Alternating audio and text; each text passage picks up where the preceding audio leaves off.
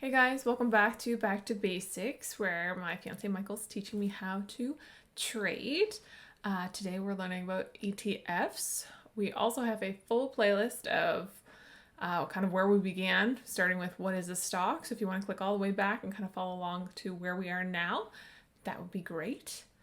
Here is all of our socials, Twitters, and all of that kind of stuff is right there. So yeah, today we just finished statistics. So we've done technical analysis, fundamental analysis, and statistical analysis. And now we're going to go into just different security types, just in case something piques your eyes. Maybe you want to trade this versus this. And then we're going to go into kind of the construction of a trading plan, because you've already kind of, watching you paper trade, you've got kind of ideas of what it is that you like to see. So now that Mostly triangles. it's fine. That's one pattern is good enough to make a living on. Essentially, then from there, all we have to do is build the rest of the plan. Because as you're finding with your paper trading, picking the stock is only one part of it, right? So we're going to go over different security types just to see if any of them interest you, along with the concept of relative strength, which we've already talked about kind of off camera, but something that the people should know as well. So an ETF is an exchange traded fund. So we'll focus on the one that mimic futures contracts, and we'll go over futures contracts in another one. But essentially, an exchange traded fund is a basket of securities. So you have some mutual fund investments that you have with the bank, right? Like RSPs? Yeah. Okay. And they're essentially mutual fund. And what a mutual fund does is basically tries to pick a handful of stocks or different securities that are going to go up, and it does it in a broad enough way that you're not really weighted on whether one security does well or does poorly, right? It's a basket of stocks. And same with an ETF. So we'll start with the SPY, and this is probably the easiest example. So the SPY is the S&P 500. So it's market cap weighted, which is basically What does that stand for? SPY. It's just the ticker, just S&P 500. What's S&P stand for? Standard and Poor's.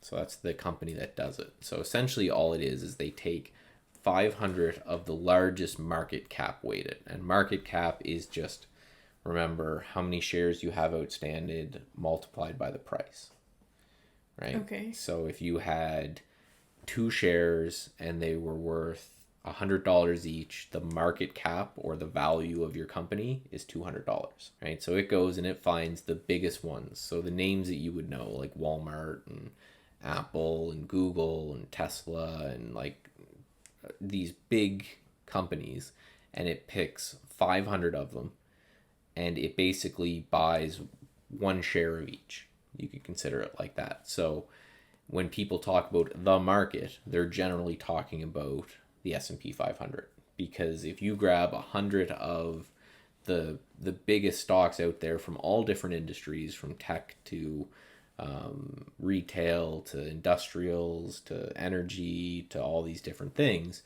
if that's going up or if that's going down, it's generally a good indication of what the market as a whole is doing. And you can just trade this. Yep. Okay. So they'll use it for a couple things, and this is the relative strength and weakness thing that we'll talk about at the end of this. But you can trade this if you want, and some people just trade these instruments. And the beauty of trading these instruments is that there's a lot of liquidity, which means that you could dump $1 million into this and it wouldn't even move it. It wouldn't affect it in any way, shape, or form. The other thing is that a single company news event isn't going to affect this too much, right? If you've got 500 stocks inside of this and one of the stocks has really bad news, well, it's only 1/500th of the entire pie, right? So think about this as a pie chart split into all these different company names. If Apple has, iPhones blow up or something, and they do bad, but the other 499 are unchanged or do good, then this indice will be fine. So it's a lot smoother, I guess you could say, right? The gaps that you're seeing here, the large gaps occur are on economy moving events, right? Things that affect the entire market as a whole. So again, some people like the concept that this is going to be less about individual names and their news and more about the world's news, right? And that's the S&P 500. A lot of people will also just say you're just going to trade in the direction of the S&P 500. So they'll look to see if the market's going up, and they'll try to trade only long if they think the market's going up, and they'll try to trade only short if they think the market's going down. Because if all of these 500 stocks on average are moving in one direction or the other, the odds are that they're going to pull your trade one way or the other as well. So it always just makes sense if you can be on the side of your corresponding future, which we'll talk about what that means down here too. So the QQQ is the Nasdaq 100. So these are pure tech plays. So, Okay. Right? So you've got the broad one that kind of covers a bit of everything.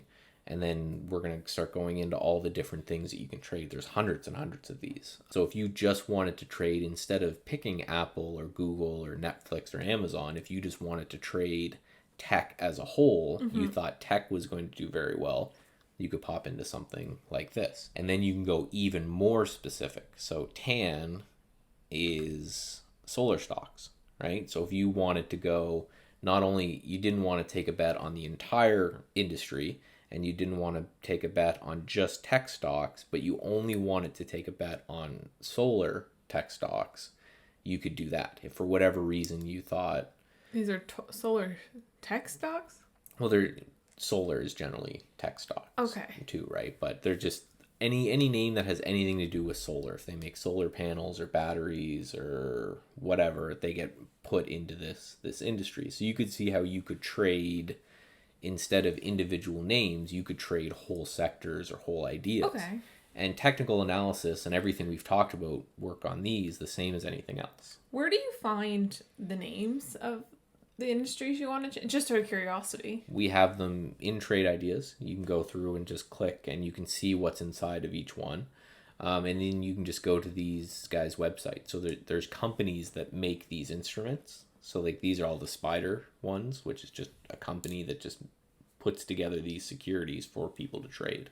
Okay. And then you can go trade them. So again, some people, they're like, I don't want to trade Walmart. I want to trade the retail industry, right? And what they'll do is they'll do their same technical analysis, the same as anything else, and they'll do it on the retail industry as a whole. And then you can do commodity names. So GLD is gold. Oh. Right? So if you wanted to make a bet on gold, and there's actual gold in a vault somewhere in London. Could you, like, make a bet on, like, precious metals? Yep. Okay. Right? So again, it's and the important thing I want to note is everything you've learned apply to these the same as they apply to anything else, right? Okay. Some of the fundamental stuff like market cap and that kind of stuff may not apply directly, because these things don't earn money, that this is just taking a bet on gold. There are tons and tons and tons of traders out there that will just develop a list of, well, I've shown you my list of like 20, 30 different of these ETFs that look at gold and silver and precious metal and tech and whatever, and they'll just focus on these names and they'll watch these names every day and then try to make bets off what happened. So yeah, this one would just track if you wanted to just make a bet on gold prices going up or down, you could just buy this. And then there's futures contracts that we'll talk about down the road a little bit as well. So like UNG, it's natural gas, right? So if you just wanted to go in and so basically anything you can think of down to like orange juice or coffee or pork bellies or live cattle or whatever you can think of, there are these ETFs for them. Are you hungry? Maybe. And then there's also the other thing that I just want to bring up that's not on these slides is there's also inverses of these ETFs. So the account I'm opening up for you, I'm giving you some of my RSP account, and there's some rules there that you can't short securities in an RSP account. But there are for What's a security again? just anything you want to trade is a security. So an ETF or a stock or an option or And you whatever. You can't short them. Can't short them. Okay. But there's what's called inverse ETFs. So for example, if you wanted to make a bet on gold going down, there is an ETF that the chart would look exactly like this, but upside down. So you can buy that security, and that security will go up as the price of gold goes down. Okay. So It's confusing. It is, but it's if you wanted to bet against this and you're not allowed to short, you just go to the inverse and you buy it. Okay. Right? And if this goes down, that inverse will go up. So then relative strength. So this is another way. So say you're not interested, you still want to trade specific company names, and you're not interested in trading the sectors as a whole, there's still a use for these, and you should still check on them frequently. And it's with relative strength, which we've talked about a bit with your trading. So this is one way you can track it with charts, but a lot of people will kind of suggest doing this kind of by hand, but I just took random company plug, which is the red line, and then took the S&P 500, which is the blue line, and you can see, at least when I took this, how much better plug is doing than the S&P 500, right? Because the S&P 500 here is moving down, right? Whereas this is pushing up. The S&P 500 dropped here dramatically, right? Plug went up. And before the S&P turned up, plug pushed up as well. So what a lot of people will do, and you don't necessarily have to do it with a comparison chart like this, is they'll take a look and they'll say, okay, the S&P 500 is flat or going down or whatever. I want to find stocks that aren't going down.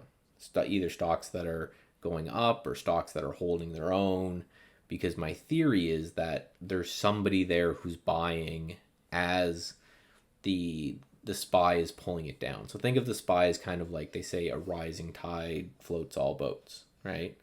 It's the tide or the current. So if you spot something that's going dramatically against the current, then you may be onto something. And there is many studies done showing that if you just took the top 5% of relative strength, so the stuff that's performing the best, and bought that, and took the stuff that's performing the worst and shorted that, you beat the market over the long run. So it's a very well-known way to trade. I use it all the time.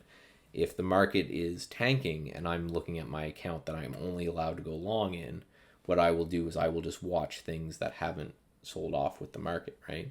And you're in one stock now in your paper trading account that even though the market's chopping sideways, this one's ripping. Yeah. Right? So that would be an example. NVTA, I think. Yeah. And that would be an example of relative strength, right? And relative weakness is just the opposite. Mm-hmm. So I took another company, right? And you can see this massive rip that the markets went, and this has gone nowhere. Okay. So you may look at a stock like this and say, okay, this is weak relative to the market. So if the market's going to turn and move lower, this one's probably going to sell harder than the other one, right? So that's what ETFs are. You can trade just them if you want, but if you're not interested in trading just them, then this is the next use for them, which is, let me, when I'm doing my scanning with trade ideas, let me find stuff that's stronger than the market or weaker than the market, and then wait for the market to make a move, and then I make a move on that stock in hopes that I beat the market, which is our goal. Is over the long run, you want to take whatever the market does and do way better. Any questions? No.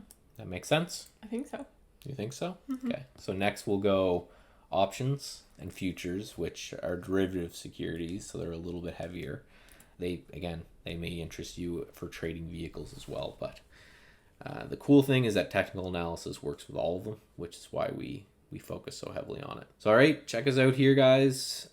Follow and like and hit the bell or thumbs up or heart or wherever you are, and we'll see you in the next one.